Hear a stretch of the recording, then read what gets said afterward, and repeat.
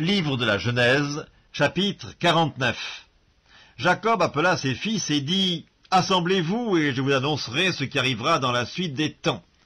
Rassemblez-vous et écoutez, fils de Jacob, écoutez Israël votre père. Ruben, toi, mon premier-né, ma force et les prémices de ma vigueur, supérieur en dignité et supérieur en puissance, impétueux comme les eaux, tu n'auras pas la prééminence, car tu es monté sur la couche de ton père, tu as souillé ma couche en y montant. Siméon et Lévi sont frères, leurs glaives sont des instruments de violence, que mon âme n'entre point dans leur conciliabule, que mon esprit ne s'unisse point à leur assemblée, car dans leur colère ils ont tué des hommes, et dans leur méchanceté ils ont coupé les jarrets des taureaux. Maudite soit leur colère, car elle est violente, et leur fureur, car elle est cruelle.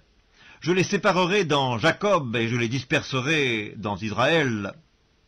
Judas, tu recevras les hommages de tes frères, ta main sera sur la nuque de tes ennemis, les fils de ton père se prosterneront devant toi. Judas est un jeune lion, tu reviens du carnage, mon fils. Il ploie les genoux, il se couche comme un lion, comme une lionne, qui le fera lever?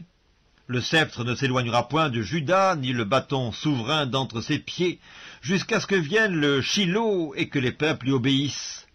Il attache à la vigne son âne, et au meilleur cep le petit de son ânesse. Il lave dans le vin son vêtement, et dans le sang des raisins son manteau. Il a les yeux rouges de vin, et les dents blanches de lait. Zabulon habitera sur la côte des mers, il sera sur la côte des navires, et sa limite s'étendra du côté de Sidon. Issachar est un âne robuste qui se couche dans les étables.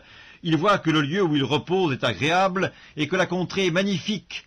Et il courbe son épaule sous le fardeau, il s'assujettit à un tribut. Dan jugera son peuple comme l'une des tribus d'Israël. Dan sera un serpent sur le chemin, une vipère sur le sentier, mordant les talons du cheval pour que le cavalier tombe à la renverse. J'espère en ton secours, ô Éternel. Gad sera assailli par des bandes armées, mais il les assaillira et les poursuivra. Azer produit une nourriture excellente, il fournira les mets délicats des rois. Nephtali est une biche en liberté, il profère de belles paroles. Joseph est le rejeton d'un arbre fertile, le rejeton d'un arbre fertile près d'une source. Les branches s'élèvent au-dessus de la muraille, ils l'ont provoqué, ils ont lancé des traits, les archers l'ont poursuivi de leur haine, mais son arc est demeuré ferme et ses mains ont été fortifiées par les mains du puissant Jacob. Il est ainsi devenu le berger, le rocher d'Israël. C'est l'œuvre du Dieu de ton père qui t'aidera, c'est l'œuvre du Dieu tout-puissant qui te bénira. Des bénédictions des cieux en haut, des bénédictions des eaux en bas, des bénédictions des mamelles et du sein maternel. Les bénédictions de ton père s'élèvent au-dessus des bénédictions de mes pères, jusqu'à la cime des collines éternelles. Qu'elles soient sur la tête de Joseph, sur le sommet de la tête du prince de ses frères. Benjamin est un loup qui déchire, le matin il dévore la proie, et le soir il partage le butin. Ce sont là tous ceux qui forment les 12 tribus d'Israël, et c'est là ce que leur dit leur père, en les bénissant.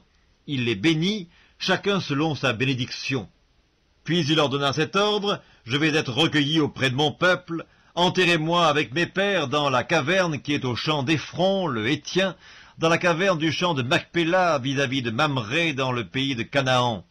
C'est le champ qu'Abraham a acheté d'Ephron, le Hétien, comme propriété sépulcrale.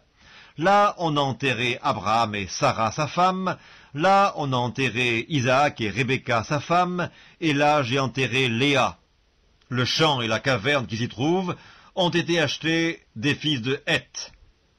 Lorsque Jacob eut achevé de donner ses ordres à ses fils, il retira ses pieds dans le lit, il expira, et il fut recueilli auprès de son peuple.